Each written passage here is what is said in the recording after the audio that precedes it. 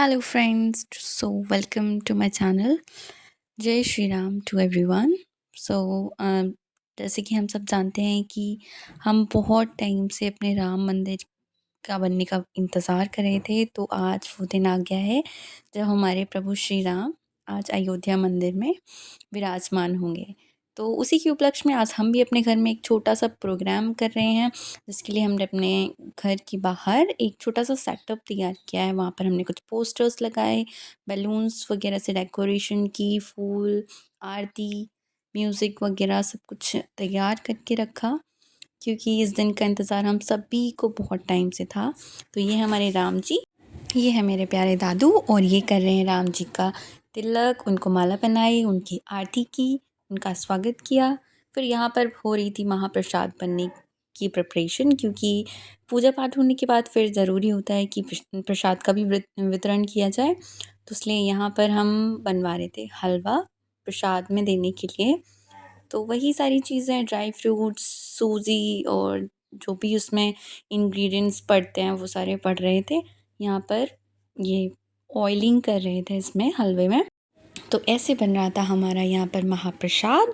इसके बाद हमारे राम जी जो बने हुए थे वो आकर यहाँ पर विराजमान हो गए थे। फिर कुछ फ़ोटोज़ हुए साथ में। फिर जो चीफ गेस्ट आए हुए थे उन्होंने राम जी का तिलक किया, उनको माला पहनाई।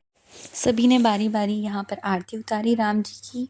फिर मुझे भी मौका मिला राम जी की आरती उतारने का, तो मैंने भी यहाँ पर लगे हाथ पूजा की थाली पकड़ ही ली और राम जी की आरती उतारी। फिर जो चीफ गेस्ट थे उन्होंने राम जी को माला पहनाई, दादू ने उनका तिलक किया, उनका फूल बंधन वगैरह सब कुछ किया गया। फिर दादू ने उनका आशीर्वाद लिया। उसके बाद जो चीफ गेस्ट आए हुए थे उनका तिलक, उनका स्वागत किया गया।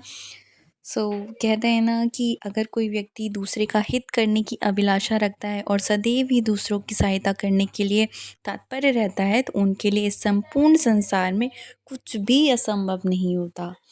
तो फिर हमारे दादू का भी तिलक वंदन किया गया पापा जी के द्वारा। उन्होंने किया दादू का तिलक और चीफ गेस्ट का तिलक। फिर उनको सम्मान दिया गया पगड़ी पहनाकर। तो कुछ इस तरह हुआ हमारे यहाँ राम जी के आने की खुशी में सेलिब्रेशन। फिर सभी को उनका तिलक किया गया, उनको सब कुछ पहनाया गया। फिर लास्ट में बारी आती है यहाँ पर जो हमारे मेन गेस्ट थे, उन्होंने यहाँ पर कुछ शब्द बोले राम जी के बारे में कि कैसे अयोध्या मंदिर का निर्माण हुआ, क्या-क्या उसमें बहुत सारी दिक्कतें आ रही थी। बहुत टाइम से हमारे राम मंदिर बनने में बहुत सारी अड़चनें आ रही थी। श्री राम की मर्यादा हमें सिखाती है कि परिस्थितियाँ हमारे लिए समस्या नहीं बनती। समस्याएं तब उत्पन्न होती हैं जब हम नहीं जानते कि अमुक परिस्थितियों से कैसे निपटें। भगवान श्री राम जी के चरित्र की कई ऐसी विशेषताएं हैं जो उन्हें लोगों का आदर्श बनाती हैं। भगवान राम ने अपने आचरणों से हर किसी के लिए एक उदाहरण स्थापित किया है। प्रभु श्री राम एक आदर्श मनुष्य, पुत्र, भाई और पति होने के साथ-साथ एक आदर्श कुशल शासक भी थे। और आप सब जानते हैं कि राम का महत्व इसीलिए नहीं है क्योंकि उन्होंने जीवन में इतनी मुश्किलें झेली, बल्कि उनका महत्व इसलिए है कि उन्होंने उन तमाम मुश्किलों का सामना बहुत ही शिष्टता पूर्वक किया। उस दौरान वे एक भी बार ना क्रोधित हुए, ना उन्होंने किसी को कोसा, ना ही घबराए, ना ही उत्तेजित हुए। हर स्थिति को उन्होंने बहुत ही मर्यादा तरीके से संभाला। सारा पूजा पाठ वगैरह होने के बाद राम जी का आशीर्वाद सभी को मिल गया था। उसके बाद शुरू होती है शोभा यात्रा और यहाँ पर सब बहुत ही ज़्यादा खुश थे और बहुत सारे लोग शोभा यात्रा में एकत्रित हुए। सभी ने बहुत ही जयकारे लगाए।